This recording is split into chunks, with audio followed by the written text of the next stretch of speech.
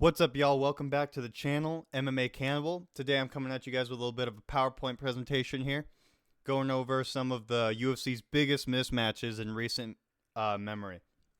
Now, typically the UFC, have the best level of talent across the board, yada yada, is typically pretty good at giving us some of the best fights we'll have ever seen, Beheda Prohashka is coming up. We had Islam Volk in the past, Great fights, great fights. But they're not perfect, and they definitely have their slip-ups every now and then, and in this video I'm going to go over a few of the matchups that just kind of make you scratch your head and wonder why the hell would you even do that. Quick, before I get into this, I do want to say my last couple of videos, you guys have left a lot of comments and a few likes, a few dislikes on them. I greatly appreciate all of the feedback. Anything, if I say something wrong, if I say something right, if I just say something you like, if I just say something that you hate and absolutely disagree with, please leave a comment. I'm still a new channel. All the support and interaction is greatly appreciated, and all of your guys' feedback helps immensely. I am so thankful. So that being said, I'm going to get straight into this video. Now, what I'm looking for when I'm talking about these mismatches is, now obviously there's the old adage of anything can happen in a fight. And it's very true. Anything can happen in a fight.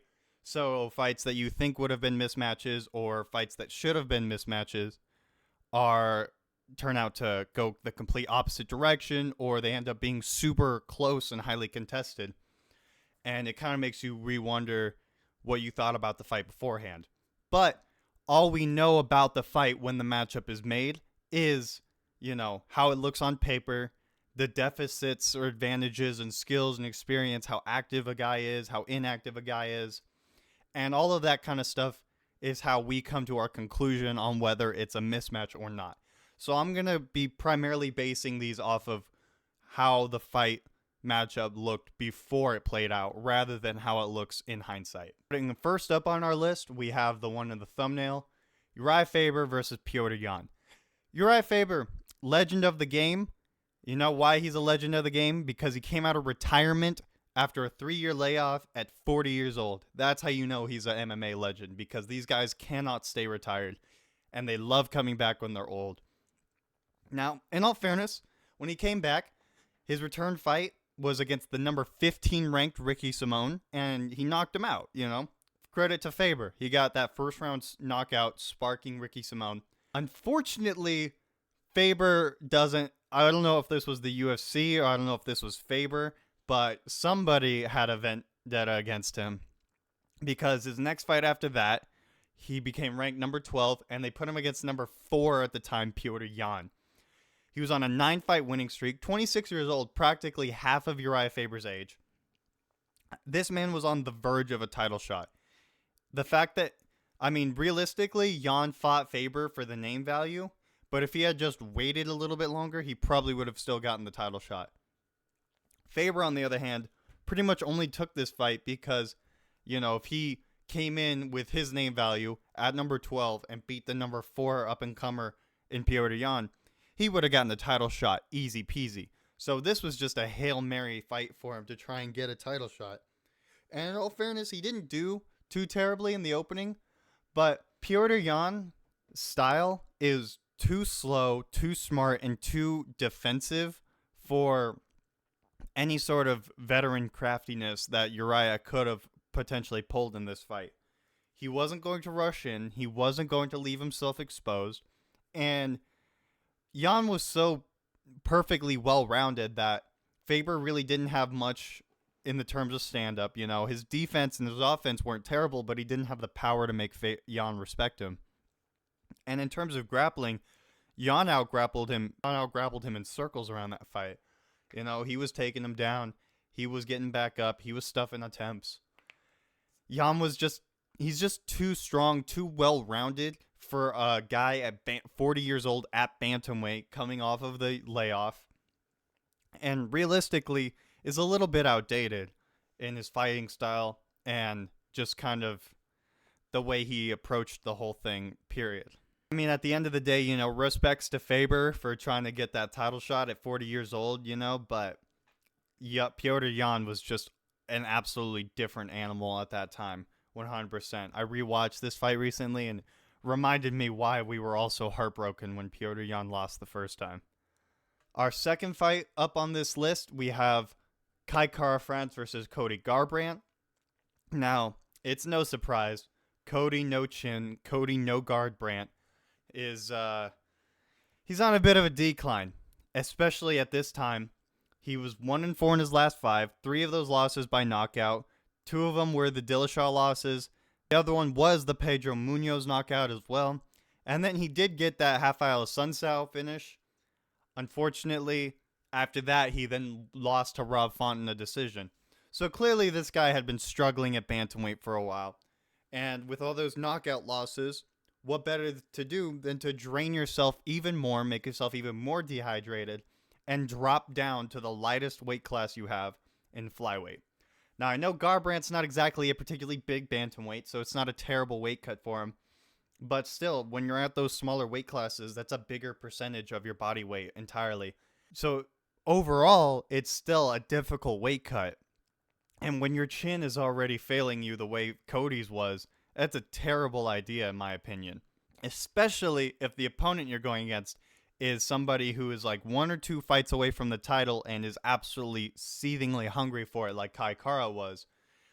A guy who's coming off a knockout win. I know he was 1-1 in his fight at the time, but he's still coming off a KO win. And Kai Kara's style definitely lends him to getting KOs more often than not at flyweight. I understand he doesn't actually get the KOs. I think that's more of a problem at flyweight in general. But if there was ever somebody to do it, Kai definitely has the style for it. Very fast, very aggressive, and perfect to just bait Garbrandt into a brawl and get himself knocked the fuck out. And guess what happened? Garbrandt, drained and dehydrated at flyweight, got knocked out by the fast and aggressive Kai Kara-France coming off of a KO win. I mean, this outcome really was kind of written in stone before we ever even put the fight together. Shout out to Cody Garbrandt again. You know, I would really like to see him be more successful. I was rooting for him in this fight. I like him more than Kara-France, so I would have wanted him to win this. He probably would have gotten a flyweight title shot if he had. That's just the way the cookie crumbles. And, you know, respects to Cody, respects to Kai. And, you know, you don't drain yourself even more when your chin's already been the problem, I think is the lesson we can all take from this. Moving over, third up on our list, we have probably the most obvious choice of this whole list. Chimaev versus Nate Diaz. Now, there's not much I need to say about this. Obviously, this fight didn't actually happen, but I think this matchmaking is so egregious, it still needs to be said. The age gap difference, Chimaev's like 28 or something. Diaz is 37. He had 3 fights, in 4 years at the time. This was going to be Chimaev's 9th fight in 4 years at the time. Triple the amount of fights in the same amount of time. Diaz barely cuts weight to make 170. Chimaev couldn't even make 170. That's why this fight was called off. You know what I mean? The size difference would have been massive. The power gap would have been insane. I actually think when it comes to striking and jiu-jitsu, technically Diaz has him beat, but just due to the youth, the hyper-aggressive style of Chimaev with his speed and his finishing power and his strength, he would have just absolutely steamrolled Diaz. I think if Diaz was like 30 in this fight, he could have probably even submitted Chimaev. I think he could have hung with him really well. But he was just too old for the size and strength Chimaev was going to bring. And especially with Diaz's slow roll style, where he doesn't really get going till like the late 3rd, 4th, and 5th rounds. And Chimaev's quick, aggressive starting style.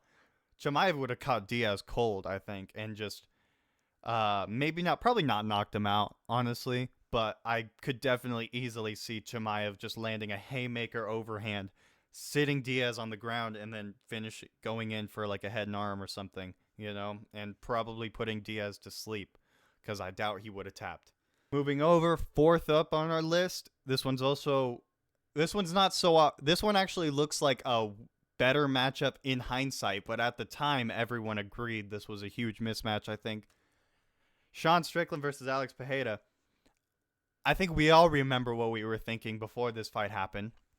I mean, I have it here, the iCarly stance of Sean Strickland. Before he realized against Adesanya that he actually has crazy striking defense, the iCarly stance Philly shell that he brought to the table against Alex Pereira was not it.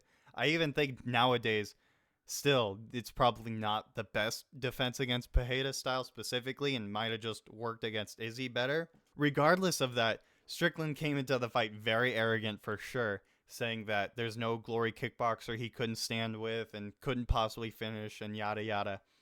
But it's not like Strickland exactly had finishing power to begin with. Most of his stuff came from breaking his opponent either with cardio or just through kind of sheer will and pressure. And that was just not going to happen to Pereira. Pereira was not going to fade. Pereira was not going to let Strickland just back him up and pressure him the whole time. I mean, especially on the feet, Pereira has all the confidence in the world being a two-weight glory champion. And Strickland, like I said, doesn't really have any finishing power of his own. It mostly comes from breaking his opponents. Can't break him physically because his whole body is basically made of stone. I mean, we've seen this guy take hits like it's kind of nothing. We all remember when he checked that one leg kick from Izzy, and Izzy just absolutely like spazzed and rolled backwards. And he's certainly not going to break him mentally because, first of all, Pereira could probably only understand like every third word Strickland said.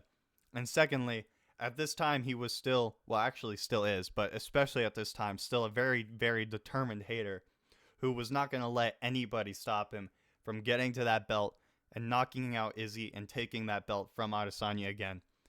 Nobody was going to stop him from that, not even the future middleweight champion. Moving over again, the fifth fight I have on this list, we have Jon Jones versus Ciryl Gane.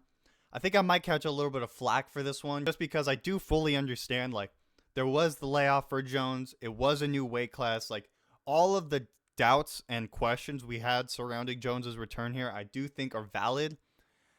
This is definitely one, though, that, like, you really had to look at it and think about it and realize Gane didn't really stand much of a chance here. Gane had never really gone against any opponent that tried to wrestle him. And I think in MMA, at least, the caliber and type of opponents you face are a big factor in how well you'll do against future opponents. Because he had not fought anyone close to Jones's status. He had not fought anyone close to Jones's fully well-rounded arsenal.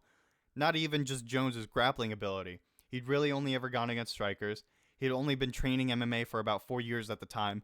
So that can translate to maybe 2 years at best of grappling experience to combat all of Jones's high school and collegiate accolades. And just the sheer fact that Jones was able to go toe-to-toe with an Olympic-level wrestler like Cormier in MMA. Obviously, like, I have the GOAT of MMA there as, like, just general fight IQ and well-roundedness for Jones is a big factor. Jones was, at the time, for a long time during Jones's absence, Francis was the champion, so he was kind of had it in the back of his mind that he had to bulk for a guy that was as big as Francis. Turns out he ended up fighting a guy like Ciryl Gane, who was much closer to Stipe Miocic's size, which is a much easier size for a guy who is new to heavyweight to deal with, because they're not particularly huge heavyweights. They're around 240, 238, which is right about what Jones weighed in for his heavyweight debut. So the size was somewhat of a non-factor by that point, other than how was Jones able to handle carrying it. Of course, beyond size as well, the other big question at heavyweight was, how can Jones's chin hold up? The premier knockout division, everyone's known for having, the Derek Lewises and the Tai Tuivasas that'll just absolutely bomb you in an instant. That question's kind of nullified going against a guy like Ciryl Gane. This is one, he may be an incredibly fast, incredibly athletic, talented, technical as hell heavyweight. He doesn't have the knockout power. Not the one-hit knockout power, at least. I've never seen Gane get a one-hit knockout shot. It's always that combinations against the fence, usually after he's already got you hurt a little bit, after he's already been pressuring you and peppering you up a little bit. And in terms of fight IQ, I just don't think Jones was going to get to that point. I think he was going to be easily good enough on the feet to last with Gane till he got it to some sort of grappling exchange. It just happened that in their fight it happened super fast, sorry. And Jones also known for having a pretty good chin. I know it may not have translated to heavyweight perfectly, but I doubt he would have lost it because usually your chin gets a little bit better when you go up in weight class. So he's got a great chin, and he's going against a smaller, no one hitter quitter power from Gone type heavyweight. You know what I mean? I think if there was anybody for Jones to go up against in his heavyweight debut, this was far and wide the easiest matchup he could have gotten, short of like maybe a tie to Ivasa. But even then, I think just the sheer unorthodox overhand big boy kind of build would have given Jones more problems than Cyril did. Lastly, but not least, is probably the worst matchup the UFC's ever made, and they keep making it over and over and over again. And that is none other than Brian Ortega versus the featherweight title. This man gets absolutely schooled in the stand-up every time somehow. I don't know how he didn't learn a bit after the Holloway fight and still went out and got pieced up, arguably just as badly by Volkanovski the next time he fought for a title. He barely fights. It's like once a year. This dude is not active. Every other featherweight champion is fighting like 2 to 3 times a year, the exception of Yair, but he's also an interim. He's just kind of here because Yair managed to submit Ortega and then right after fought for the interim title, which means if Ortega had won that fight, he would have been the one fighting for the interim title. So I'm lumping it in with the rest of the title victories. All of these guys, they're incredible strikers. I mean, Yair, if in a pure striking fight, Yair might be one of the best fighters on the UFC roster, period. Volk, arguably in that same category. Holloway, also arguably in that same category. I mean, if you were making a top 10 UFC strikers list, you could put all 3 of these guys on that list and you would not be wrong. So, obviously, Ortega stands no chance there. And when it comes to his actual grappling ability, his wrestling is very lacking. And all of these guys seem just good enough on the ground that they can survive his actual attempts for submissions, and all he ever seems to sink in are Hail Mary attempts, such as that guillotine and triangle he had on Volk, which are admittedly very tight, but he didn't finish them. So, results. Ortega barely fights, has no stand-up, Hail Mary submissions, gets absolutely pieced up every time, and everyone else is just good enough on the ground to deal with him. They don't need to be some jiu-jitsu T-City ace. They're just good enough in MMA and can punch him while he's going for him. Obviously, this one's a little bit of a joke, you guys, but I think it's just funny how Ortega can seem to win most of his bounce-back fights, but just can't ever seem to win the title, and anytime he fights for it, gets absolutely crushed. I don't know. I think it's funny, especially with the fact he's still number 3 without having won a fight in how long? Yeah, that may have exposed why I actually put him in the video. But anyways, you guys, thank you for watching. Hope you enjoyed the video. Please like, comment, subscribe. Let me know what are some of the biggest mismatches you guys have ever seen in the UFC. And with that being said, have a good day. Stay violent.